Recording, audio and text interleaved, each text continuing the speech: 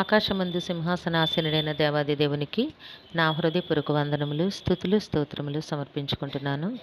అందరికీ శుభోదయం. ఇది నా మహోన్నతుడైన దేవాది దేవుడు నీ కొరకు సిద్ధపరిచిన వాక్కు. నీ పనుల భారము యెహోవా మీద నుంచుము, అప్పుడు నీ ఉద్దేశములు సఫలమగును. దేవుని నామమునకు మహిమ కలుగునుగాక.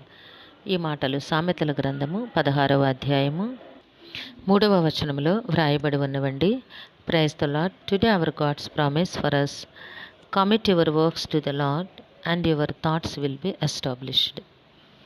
చూడండి నేస్తమా, నీ జీవితంలో నీవు దేనిని గూర్చి చింతిస్తూ ఉన్నావో, దేనిని గూర్చి వాపోతూ ఉన్నావో నీ దేవునికి తెలుసు. నీ జీవితంలో నీవేవేవో సాధించాలి అని అనుకుంటున్నావు, కానీ సాధించలేకపోతున్నావు.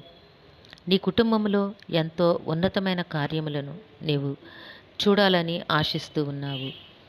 నీ ఆశ అయితే ఉంటుంది, కానీ వాటి ఫలితమును నీవు నీ కన్నులారా చూడలేకపోతూ, నీ హృదయంతో అనుభవించలేకపోతూ ఉన్నావు.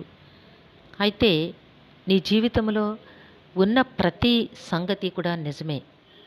ఎందుకంటే ఆశ, ఆలోచన, ఆవేదన ప్రతి మనిషిలోనూ ఉంటుంది. నీలో ఉన్న ఈ సంగతులన్నిటికీ నీ దేవాది దేవుడిస్తున్న ఏకైక పరిష్కారము ఇది నాన్న నీకు బోధిస్తూ ఉన్నారు. ఏమిటి అనగా, నీ పనుల భారము యెహోవా మీద నుంచుము, అప్పుడు నీ ఉద్దేశములు సఫలమగును. అంటే నీవు చేస్తున్న ప్రతి పనిలో నీ సొంత ఆలోచనతో నీవు అడుగులు వేస్తూ ఉన్నావా? నీ దేవాది దేవుని సన్నిధిలో ఆ సంగతిని నీవొక్కసారి సమర్పించుకొని ఆయన పాదముల యొద్ద పెట్టుకొని ప్రార్థన చేసి ఆయన సహాయంతో నీవు అడుగులు వేస్తూ ఉన్నావా నేస్తమా? ఆలోచించు. ఎందుకంటే ఏది కూడా నీ శక్తి చేత కాదు, నీ బలము చేత కాదు, నీ దేవుని వలననే నీకు సమస్తమును కలుగును. నీ దేవుని నామము ద్వారా మాత్రమే నీకు సమస్తమును సాధ్యపడును. కనుక నీ దేవుడి దినాన్ని నీకు ఇస్తున్న మాటను గూర్చి, వాక్కును గూర్చి నీవు ఆలోచించినేస్తామా?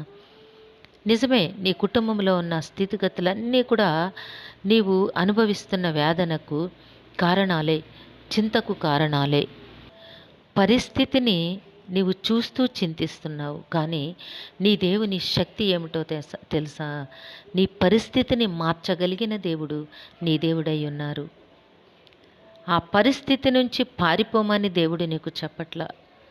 నీకున్న పరిస్థితులను మార్చగలిగిన ఆ సర్వ సమర్థత నా యొద్ద ఉన్నది గనుక నీ సమస్త భారము కూడా నాపై వెయ్యి, అప్పుడు నీ ఉద్దేశములన్నీ సఫలమవుతాయి అని నీ దేవుడు నీకు వాగ్దానం చేస్తూ ఉన్నారు. నేస్తమా, చింతించకు.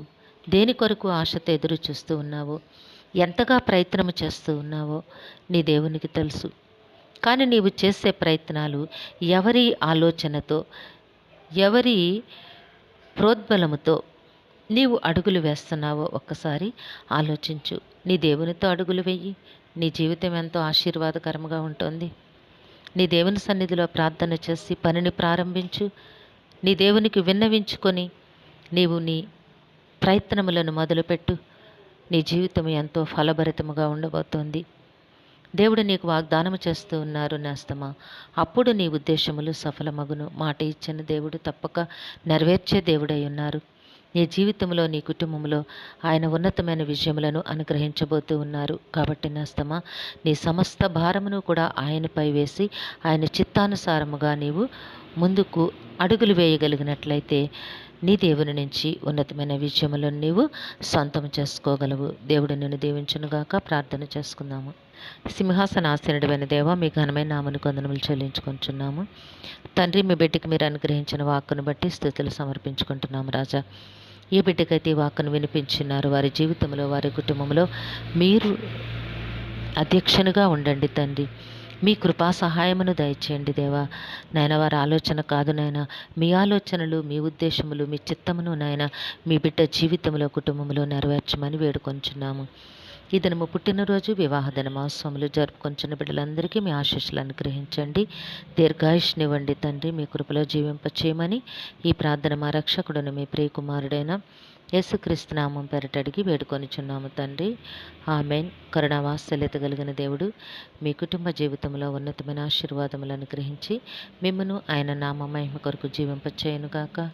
ఆమేన్, ఆమేన్, ఆమేన్.